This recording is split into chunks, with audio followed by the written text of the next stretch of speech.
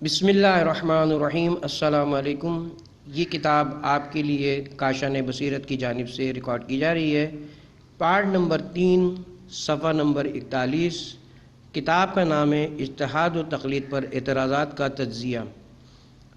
اعتراض نمبر 7، کچھ لوگ یہ غلط فہمی بھی پھیلاتے ہیں کہ علماء تو فقط فقہ و اصول فقہ ہی جانتے ہیں۔ سائنس کی اتنی ترقیوں سے قطع نظر وہ بس مسجد و مدرسے کے کمرے میں بیٹھے ہوئے فقط نجاست و طہارت یا نماز و روزہ ہی کے مسائل کا استنباط کرتے ہیں۔ جواب، شاید معترضین نے فقہ کے معنی ہی نہیں سمجھ پائے کہ عام زندگی میں جتنے مسائل پیش آتے ہیں ان سب میں فقہ کا استنباط احکام تک تحقیق ہوتی ہے اور پھر وہ فتویٰ دیتے ہیں۔ البتہ کیونکہ تحقیق کا تعلق موضوعات داخلی سے ہے، موضوعات خارجی سے نہیں، اس لیے مثلاً وہ یہ تحقیق نہیں کریں گے کہ کون سی شراب ہے اور کون سی نہیں۔ وہ اصول بتا دیں گے کہ شراب حرام ہے کیونکہ اس میں نشہ ہوتا ہے۔ اب جس شے میں نشہ پایا جائے خود تحقیق کریں۔ لوگوں نے دوسرے سیاروں پر جانے کے مسائل پوچھے، جدید بینکاری کے مسائل پوچھے، جدید اقتصادیات سے لے کر ٹیسٹ ٹیوب بیبی تک کے مسائل دریافت کیے۔ فقہ نے لاکھوں مسائل کا حل قرآن و سنت سے استنباط کر کے بتلایا، لیکن فقہ کا کام یہ نہیں کہ وہ سائنس اور اس کی اپلیکیشن سے متعلق تحقیق بھی شروع کر دیں۔ وہ فقہا ہیں، سائنسدان نہیں ہیں، اور سائنس اور اس کی اپلیکیشن سے متعلق تحقیق کرنا ان کا موضوع ہی نہیں ہے۔ وہ سائنسدان جو فزکس کو ڈیل کرتا ہے، کیا اس سے یہ بات کہنا معقول ہے کہ تم بایولوجی میں تحقیق کیوں نہیں کرتے؟ کیونکہ وہ اس کا موضوع ہی نہیں ہے۔ مجتہد کا کام فقط یہ ہے کہ عام شخص کو زندگی میں جتنے مسائل پیش آتے ہیں ان کا حل وہ قرآن و سنت سے تلاش کرے، نہ کہ وہ خارج از موضوع مباحث میں گرفتار ہو جائے۔ اعتراض نمبر 8، بہت سے لوگوں کا یہ بھی اعتراض ہے کہ جب ہم خود قرآن و حدیث پڑھ سکتے ہیں اور احادیث کی کتابوں سے اور قرآن سے اپنے مسائل کا حل دریافت کر سکتے ہیں تو پھر ہمیں مجتہدین کی کیا ضرورت ہے؟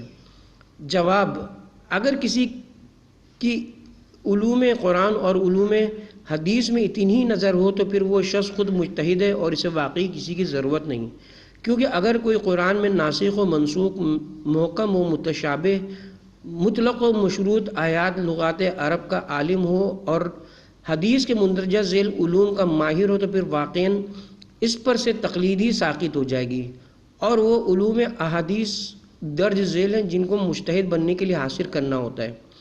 نمبر 1، محدث کی صداقت کا علم۔ نمبر 2، اسناد حدیث کا علم۔ نمبر 3، حدیث عالی کا علم۔ نمبر 4، حدیث نازل کا علم۔ نمبر 5، روایت موقوفہ کا علم۔ نمبر 6، ان اسناد کا علم جس کی سند پیغمبر اسلام سے ذکر نہ ہو۔ نمبر 7، صحابہ کے مراتب کا علم۔ نمبر 8، احادیث مراسلہ اور ان کے سلسلے میں پیش کی جانے والی دلیلوں کی معرفت۔ نمبر 9، تابعین سے نقل کی گئی احادیث کا علم۔ نمبر 10، اسناد مسلسل کا علم۔ نمبر 11، احادیث معننہ کا علم۔ نمبر 12، روایت موزل کا علم۔ نمبر 13، احادیث مدرج کی پہچان کا علم۔ نمبر 14، تابعین کی شناخت کا علم۔ نمبر 15، اتباع تابعین کی معرفت۔ نمبر 16، اکابر و اصاغر کی معرفت۔ نمبر 17، اولاد اصحاب کی معرفت۔ نمبر 18، علم جرح و تعدیل کی معرفت۔ نمبر 19، صحیح و سقیم کی پہچان۔ نمبر 20، فقہ الحدیث کا علم۔ نمبر 21، ناسخ و منسوخ احادیث کا علم۔ نمبر 22، متن میں جو غریب نامانوس الفاظ استعمال ہوں ان کا علم۔ نمبر 23، احادیث مشہور کا علم۔ نمبر 24، غریب اور نامانوس احادیث کا علم۔ نمبر 25، احادیث مفرد کی پہچان۔ نمبر 26، ان لوگوں کی معرفت جو حدیث میں تدلیس کرتے ہیں۔ نمبر 27، حدیث کی علتوں کی پہچان۔ نمبر 28، شاذ روایات کا علم۔ نمبر 29، پیغمبر کی ان حدیثوں کا جانچنا جو دوسری احادیث سے معارض ہوں۔ نمبر 30، ان حدیثوں کی معرفت جن کا کوئی رخ کسی رخ سے معارض نہ ہو۔ نمبر 31، احادیث میں الفاظ زائد کی معرفت۔ نمبر 32، محدثین کے مذہب کی اطلاع۔ نمبر 33، متون کی تحریری غلطیوں سے آگاہی۔ نمبر 34، مذاکرہ حدیث کا جانچنا اور مذاکرہ کرتے ہوئے رازگو کی معرفت۔ نمبر 35، اسناد میں محدثین کی تحریری غلطیوں کی اطلاع۔ نمبر 36 صحابہ تابعین اور ان کے بھائیوں بہنوں کی عصر حاضر تک معرفت۔ نمبر 37 ان صحابہ تابعین تابع تابعین کی معرفت جن میں سے بس ایک راوی نے روایت کی ہو۔ نمبر 38 اصحاب تابعین اور ان کے پیرووں میں سے جو راوی ہیں عصر حاضر تک ان کے قبائل کی معرفت۔ نمبر 39 صحابہ سے عصر حاضر تک کے محدثین کے انساب کا علم۔ نمبر 40 محدثین کے ناموں کا علم۔ نمبر 41 صحابہ تابعین تبع تابعین اور عصر حاضر تک ان کے پیرووں کی نیت کا جاننا۔ نمبر 42 راویان حدیث کے وطن کی پہچان۔ نمبر 43 صحابہ تابعین تبع تابعین کی اولاد اور ان کے غلاموں کی معرفت۔ نمبر 44 محدثین کی عمر کی اطلاع والولادت سے وفات تک۔ نمبر 45 محدثین کے القاب کی معرفت۔ نمبر 46 ان راویوں کی معرفت جو ایک دوسرے سے قریب ہیں۔ نمبر 47 راویوں کے قبائل وطن نام کنیت اور ان کے پیشوں میں متشابہات کی پہچان۔ نمبر 48 غزوات پیغمبر ان خطوط وغیرہ کا علم جو انہوں نے بادشاہوں کو تحریر فرمائے۔ نمبر 49 اصحاب حدیث نے جن ابواب کو جمع کیا ہے ان کی معرفت اور اس بات کی جستجو کہ ان میں سے کون سا حصہ ضائع ہو گیا ہے۔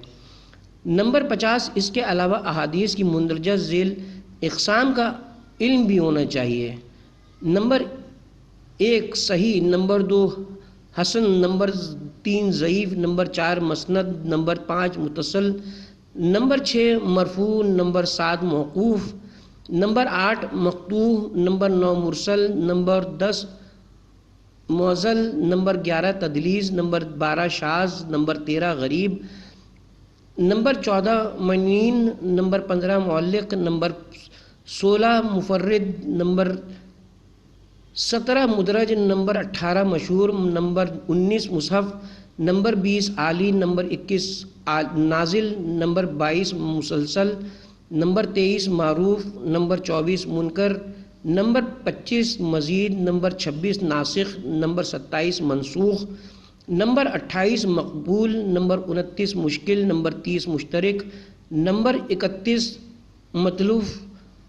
موتلوف، نمبر 23 مختلف، نمبر 33 مطروح، نمبر 34 متروک، نمبر 35 مول، نمبر 36 مبین، نمبر 37 مجمل، نمبر 38 معلل، نمبر 39 مسترب، نمبر 40 محمل، نمبر 41 مجہول، نمبر 42 موضوع، نمبر 43 مقلوب، نمبر 44 حدیث معصور، نمبر 45 قدسی، نمبر 46 عزیز، نمبر 47 زائد الثقہ، نمبر 48 موثق، نمبر 49 متواتر۔ اب اگر کوئی شخص تقلید نہ کرنا چاہے تو ٹھیک ہے، وہ ان تمام علوم کو حاصل کرے اور احادیث و قرآن سے اپنے مسائل کا حل نکالے، اور جو ایسا نہ کر سکے یا اس کے پاس اتنا وقت نہ ہو تو اس کے پاس سوائے تقلید کرنے کے اور کون سا راستہ رہ جاتا ہے؟ ظاہر ہے کہ تقلید ایسے شخص کے لیے جائز نہیں جو اجتہاد پر قدرت رکھتا ہے، بلکہ صرف اس شخص کے لیے جائز ہے جو اجتہاد سے قاصر ہو، جیسے عوام، جہلہ یا وہ طالب علم جس میں ہنوز صلاحیت اجتہاد پیدا نہ ہوئی ہو۔ ایسے لوگوں کے متعلق قواعد عامہ میں کہا گیا ہے کہ فتویٰ ان پڑھ کے لیے ایسا ہی ہے جیسے اجتہاد مجتہد کے لیے۔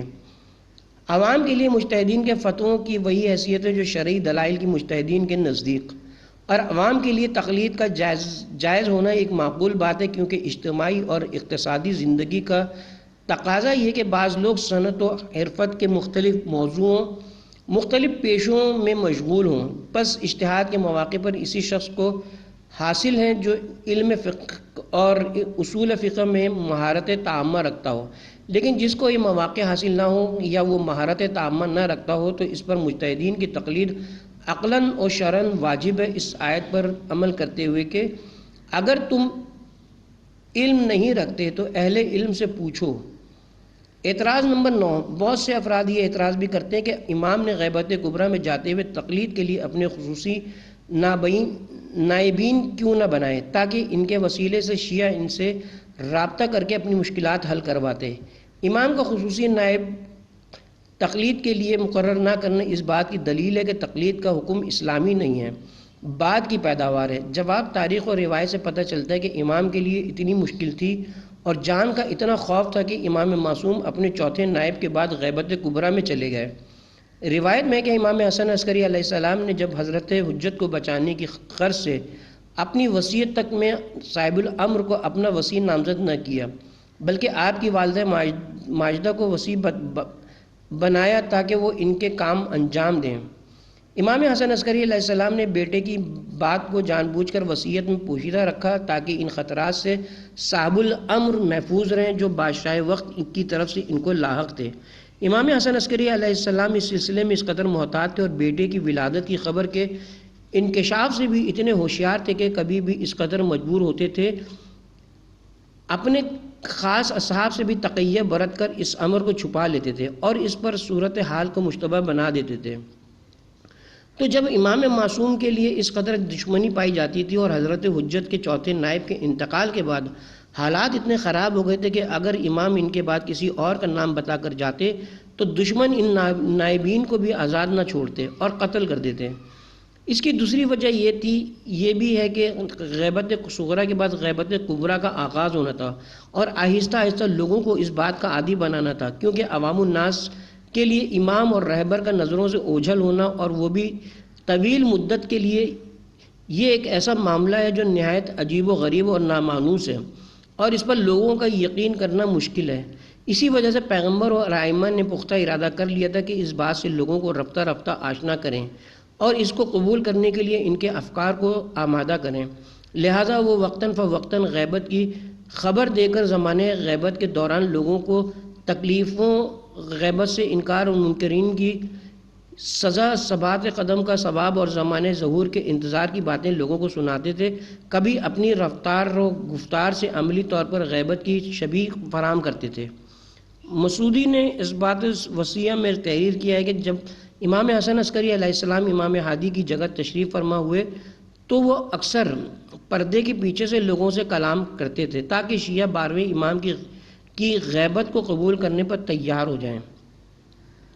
اگر امام حسن عسکری علیہ السلام کی وفات کے فوراً بعد غیبت کبریٰ شروع ہو جاتی تو ممکن تھا کہ امام زمانہ کا وجود ہی فراموش کر دیا جاتا۔ اسی وجہ سے شروع ہی میں غیبت صغریٰ کی ابتدا ہوئی تاکہ شیعہ ان دونوں نائبین امام کے وسیلے سے اپنے امام سے تعلق پیدا کر کے علامتوں اور کرامتوں کا مشاہدہ کر لیں اور ان کا ایمان کامل ہو جائے۔ لیکن جب افکار ساتھ دینے لگے اور رجحان غیبت عام ہو گیا تو غیبت کبریٰ شروع ہو گئی۔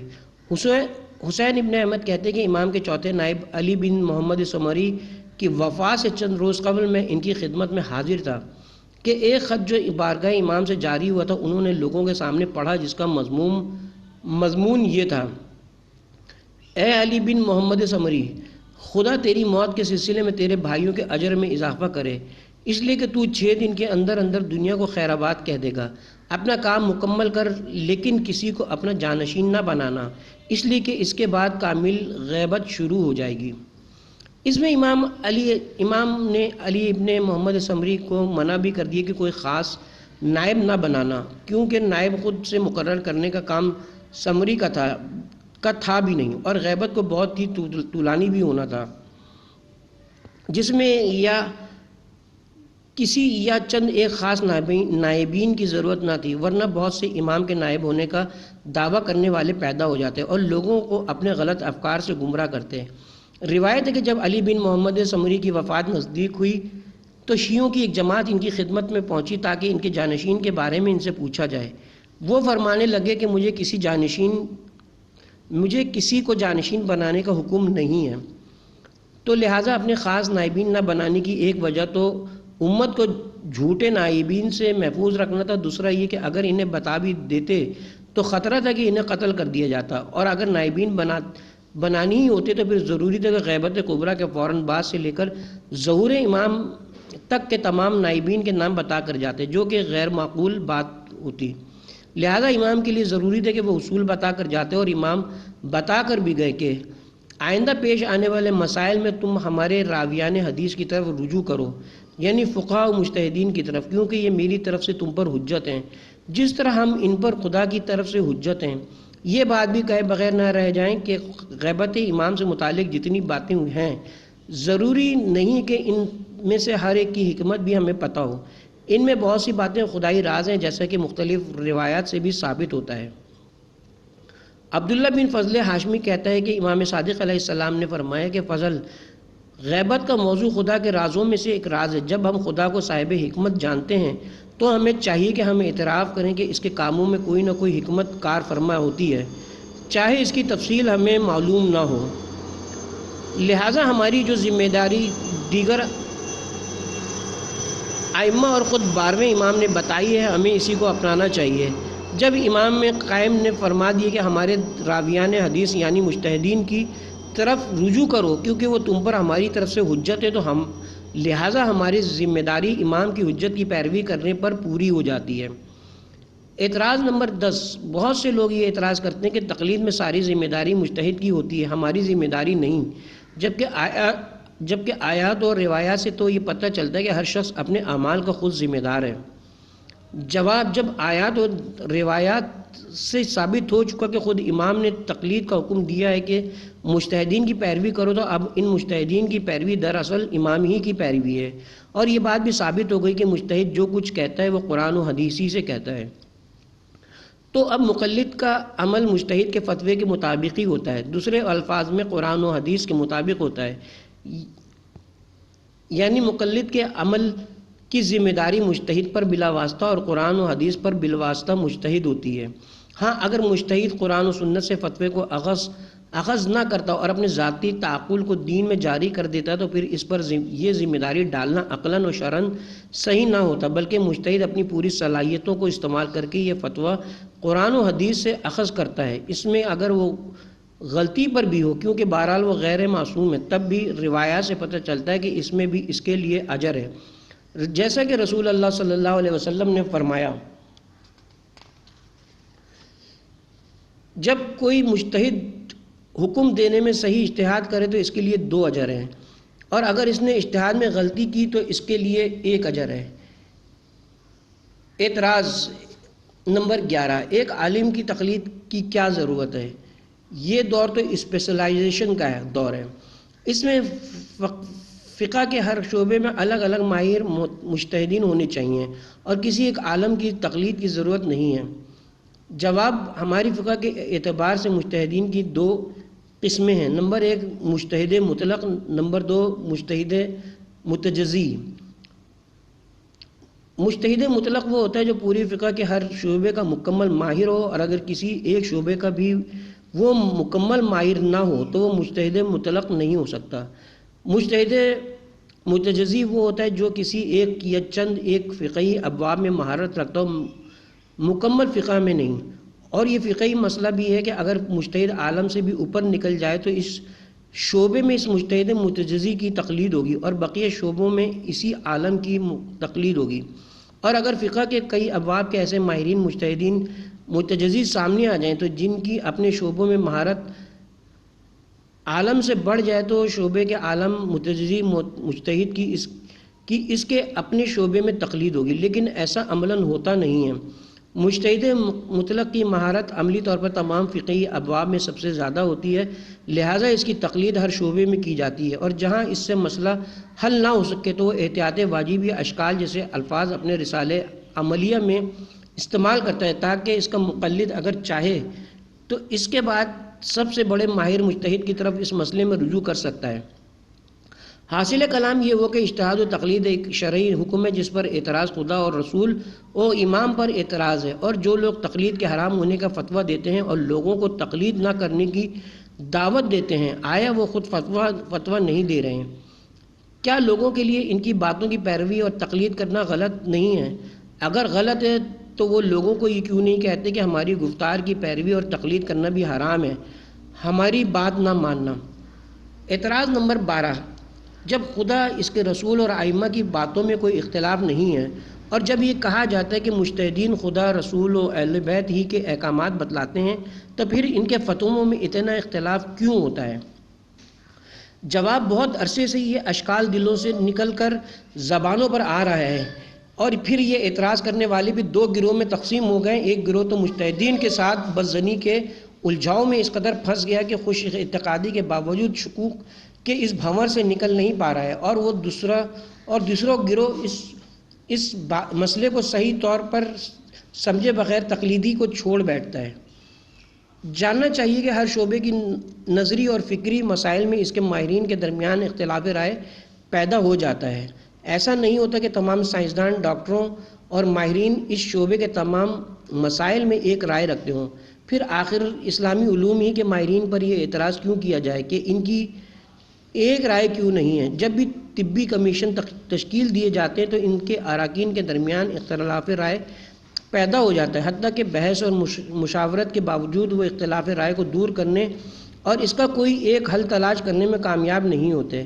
اور اس کے اختلاف کی بنیاد یہ ہے کہ ہر شخص ایک خاص انداز فکر اور ذوق کا مالک ہوتا ہے، اور جس وقت وہ مطالعہ کرتے ہوئے مختلف شواہد، قرائن و مقدمات کو پیش نظر رکھتا ہے اور ان میں بعض کو ترجیح دیتا ہے اور بعض کو رد کر دیتا ہے، اور اصل بات بھی یہی ہے کہ جب بعض مسائل متعدد احتمالات کے حامل ہوتے ہیں تو صاحب نظر افراد کے درمیان ان کی تشریح و توجیہ میں بہت کم اتفاق رائے ہوتا ہے، اور اسی وجہ سے فقہاء و مجتہدین کے درمیان جو اختلاف رائے ہوتا ہے اس کی بنیاد علمی و تحقیقی ہے۔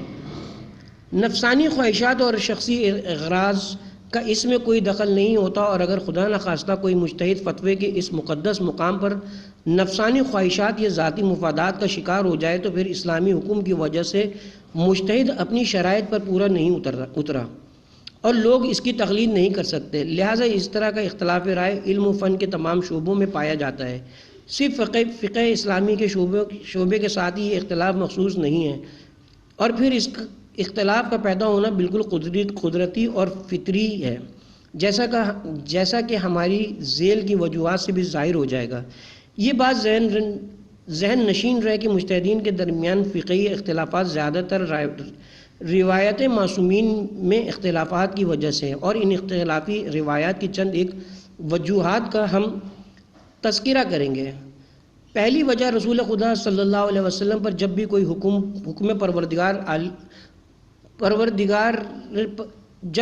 حکم پروردگار عالم کی طرف سے نازل ہوتا تھا، جناب رسالت مآب قولاً و عملاً خود کر کے بتلاتے تھے۔ وضو کا حکم آئے تو خود کر کے بتلا دیا، نماز کے احکامات آئے پڑھ کر بتلا دی۔ وہ زمانہ سادہ تھا اور لوگوں کے اذہان بھی بہت سادہ ہوتے تھے، تو اکثر صحابہ احتمالات اور عقلیات دریافت بھی نہیں فرماتے تھے، اور جو مسئلہ بحیثیت واقعہ پیش آتا تھا وہ رسول خدا صلی اللہ علیہ وسلم سے دریافت کر لیا جاتا تھا، اور جناب رسول خدا اس مسئلے کے موافق اور مناسب حکم ارشاد فرما دیتے تھے۔ مثلاً وہ واقعہ جب ایک نابینا صحابی نے آ کر حضور سے عرض کیا کہ مجھے مسجد تک پہنچانے کے لیے کوئی شخص نہیں ہے، مجھے اس کی اجازت دے کہ گھر ہی میں نماز پڑھ لوں اور مسجد میں حاضر نہ ہوا کروں۔ حضور نے اجازت دے دی، اور پھر یہ معلوم فرما کر کہ ان کا گھر اتنا قریب ہے کہ اذان کی آواز ان کے گھر میں جاتی ہے، ان کو اجازت نہ دی، اور پھر مسجد میں آ کر شرکت نماز کا حکم فرمایا۔ لیکن ادبان بن مالک کے واقعے سے معلوم ہوتا ہے کہ حضور نے ان کا عدم بینائی کا عذر قبول فرما کر ان کو مسجد میں نہ آنے کی اجازت دے دی۔ یا وہ واقعہ جس میں امام معصوم نے دو الگ الگ صحابیوں کی حالت کے مطابق ایک کو یہ حکم بتایا کہ خرگوش کا گوشت کھایا جا سکتا ہے، کیونکہ امام جانتے تھے کہ وہ اس علاقے کا رہنے والا ہے جہاں خرگوش کا گوشت نہ کھانا تشیع کی پہچان تھی، اور نہ کھانے پر جرم تشیع میں شخص کی زندگی کو خطرہ تھا، اور دوسرے شخص کو یہ بتایا کہ خرگوش کا گوشت نہیں کھایا جاتا کیونکہ وہ عام مومنین ہی کے علاقے میں رہتا تھا۔ اس روایت کو شیخ مرتضی انصاری نے رسائل میں اس مقام پر جہاں تعارض العدلہ والی بحث کی ہے پیش کیا ہے۔ اس بنا پر مختلف احکامات کو دو اوقات میں سننے والے جہاں جہاں جائیں گے وہی امر نقل کریں گے جو انہوں نے اپنے کانوں سے معصوم سے سنا تھا، کیونکہ رسول اور امام کے سامنے جو مجمع ہوتا تھا ان میں معذور، غیر معذور، قوی اور ضعیف ہر نوع کے اشخاص ہوتے تھے، اور ہر شخص کے حالات اور قوت و ضعف کے اعتبار سے حکم بدل جایا کرتا تھا۔ الحاصل اختلاف روایت کی بڑی وجہ سوال پوچھنے والے کے حالات کا مختلف ہونا بھی تھا ہے۔ رسول و امام نے مختلف احوال و اوقات کے لحاظ سے دو وقتوں میں دو اشخاص کو علیحدہ علیحدہ حکم ارشاد فرمائے، اور جس مجمع میں جو حکم بتایا گیا دوسرا حکم بتاتے وقت وہی پرانا مجمع ہونا ضروری نہیں کہ موجود ہو، اس لیے دو جماعتیں دو مختلف احکامات کی ناقل بن گئیں۔ اب کچھ ایسے صحابہ بھی ہوتے ہوں گے جنہوں نے دونوں حکم سنے اور ان کو ضرور یہ تأمل اور غور و فکر کی ضرورت پیش آئی کہ ان مختلف احکامات کی وجہ کیا ہوئی۔ اب ذخیرہ احادیث میں ان مختلف روایات کے آنے کے بعد فقہاء و مجتہدین کا فریضہ یہ ہے کہ وہ دونوں طرح کی روایات کا ماخذ اور موقع محل تلاش کر کے اس کے موقع پر محمول فرما دیں، لیکن اس کے باوجود بھی جیسا کہ آگے چل کر واضح ہو جائے گا، فقہاء میں اختلاف رائے ہو جاتا ہے، اور ایسا ہونا روایات کے مختلف ہونے کی وجہ سے بدیہی اور فطری ہے۔ اب ایک عام شخص کے سامنے اگر ان سب روایات کا لفظی ترجمہ ہو، وہ بیچارہ سوائے حیرانی کے اور کیا کر سکتا ہے؟ لا محالہ پریشان ہوگا اور مختلف قسم کے اشکالات پیش آئیں گے۔ اس لیے بالآخر ان حضرات کو جو کسی کی تقلید نہیں کرتے، سوائے تقلید کے کوئی اور راہ باقی نہیں رہتی، اور امہ کے تجربے سے بھی بات سامنے آتی کہ جو لوگ اس بے علمی کی وجہ سے تقلید کو چھوڑ بیٹھتے ہیں، یہ تقلید ہی نہیں کرتے۔ مشاہدہ یہ کہ بالآخر وہ اسلام کو سلام کر کے بیٹھتے ہیں اور بالکل ہی لامذہب بن جاتے ہیں، اور کسی دین و مذہب یا شریعت کے پابند نہیں رہتے اور احکام شریعت سے فسق و خروج تو اس آزادی کا ادنا نتیجہ ہے۔ دوسری وجہ اکثر اوقات جو ہمیں اختلاف روایت نظر آتا ہے وہ علت حکم کے اختلاف کی وجہ سے بھی پیش آتا ہے۔ مثلا روایت میں ہے کہ نبی اکرم صلی اللہ علیہ وسلم تشریف فرماتے کہ ایک کافر کا جنازہ قریب سے گزرا، آپ کھڑے ہو گئے۔ علماء فرماتے ہیں کہ بعض روایت سے معلوم ہوتا ہے کہ حضور ان ملائکہ کی تعظیم کے لیے کھڑے ہوئے تھے جو جنازے کے ساتھ تھے۔ اس صورت میں اگر مومن کا جنازہ گزرے تو بطریق اولیٰ کھڑا ہونا چاہیے، لیکن دوسری روایت سے معلوم ہوتا ہے کہ حضور اس لیے کھڑے ہوئے تھے کہ کافر کا جنازہ مسلمانوں کے سر سے اونچا نہ ہو کہ اس میں توہین کا پہلو ہے، تو اس صورت میں کھڑا ہو جانا صرف کافر کے جنازے کے ساتھ مخصوص ہوا۔ غرض کے روایات میں بعض اوقات حکم کو روایت کرنے والے نے کسی علت پر محمول سمجھا اور دوسرے روایت کرنے والے نے کسی دوسری علت پر محمول کیا، اور دونوں اپنے اپنے فہم کے مطابق اس کو نقل کریں گے جس طرح ان کے ذہن میں ہے۔ لیکن جس شخص کے سامنے دونوں روایات ہیں، یقیناً وہ ایک علت کو ترجیح دے کر کسی ایک روایت کو اصل قرار دے گا، دوسری کے لیے کسی توجیہ کی فکر کرے گا۔ مگر کون؟ صرف وہ شخص جس کے سامنے ہر مضمون کی سینکڑوں روایات موجود ہوں اور ہر حدیث کے مختلف الفاظ سامنے ہوں گے، بخلاف اس شخص کہ جس کے سامنے ایک ہی حدیث کا ترجمہ ہو، نہ اس کو کسی دوسری حدیث کے ٹکراؤ کا تعارض کا علم ہو اور نہ وہ وجوہ ترجیح کی خبر ہو۔ وہ کیا علت حکم ہے؟ حکم کی وجہ کے رجحان کو سمجھ سکتا ہے اور کیا کسی حدیث کو ترجیح دے سکتا ہے؟ تیسری وجہ روایت و احادیث کے اختلاف کی ایک بڑی وجہ یہی ہے کہ بہت سے الفاظ کلام معصومین میں ایسے استعمال ہوتے ہیں جن کے لغوی معنی بھی مستعمل ہوتے ہیں۔ اصطلاحی معنی بھی نبی یا ائمہ نے ایک معنی کے لحاظ سے کلام ارشاد فرمایا، جبکہ سننے والوں نے دوسرے معنی میں سمجھا۔ مثلا ایک روایت کے مطابق جناب سلمان فارسی نے حضور سے عرض کیا کہ میں نے توریت میں پڑھا ہے کہ کھانے کے بعد وضو کرنا برکت طعام کا سبب ہے۔ حضور نے ارشاد فرمایا کہ کھانے سے قبل اور کھانے کے بعد دونوں وقتوں میں وضو کرنا برکت طعام کا سبب ہے۔ اسی جگہ سلمان کے کلام میں بھی اور جناب رسول خدا کے ارشاد میں بھی وضو کا لفظ ہاتھ دھونے کے معنوں میں ہے، جبکہ بعضوں نے اس کو اصطلاحی معنوں میں لیا ہے۔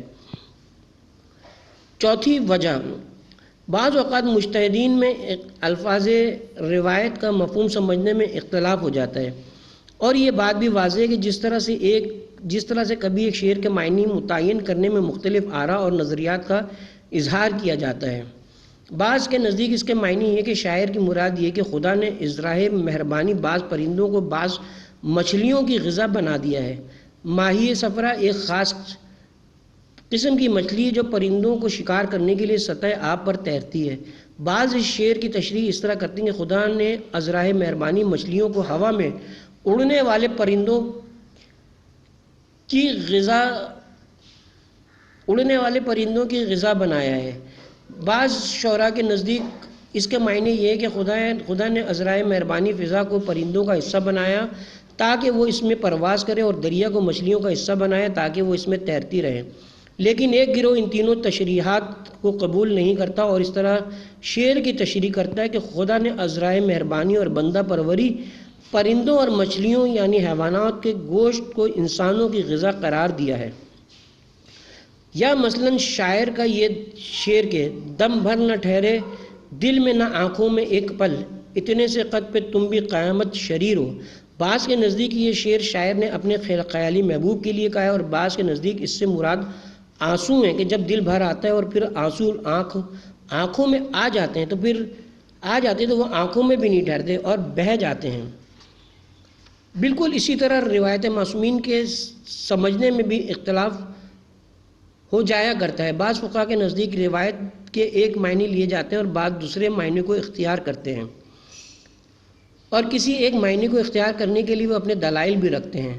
مثلا نماز جمعہ کے وجوب میں علماء کے کئی گروہ ہو گئے، اور یہ اختلاف بھی زیادہ تر مفہوم حدیث کو سمجھنے کی وجہ سے ہے۔ معصوم کی حدیث ہے کہ جمعہ نہیں ہو سکتا اگر امام نہ ہو۔ اب یہاں لفظ امام نہ ہونے سے امام کی کیا مراد ہے؟ بعض علماء نے کہا کہ یہاں امام سے مراد امام معصوم ہے، غیبت امام میں جمعہ نہیں ہو سکتا۔ اسی لیے سید مرتضیٰ کا فتویٰ یہ تھا کہ غیبت امام میں نماز جمعہ پڑھنی حرام ہے، اور بعض علماء نے اس کا مفہوم یہ لیا کہ امام سے مراد امام جماعت ہے، یعنی امام یہ کہنا چاہ رہے ہیں کہ نماز جمعہ فرادہ نہیں ہوگی، ہمیشہ جماعت سے پڑھی جائے گی۔ ان معنی کو اختیار کرنے والے علماء کے نزدیک نماز جمعہ واجب رہے گی۔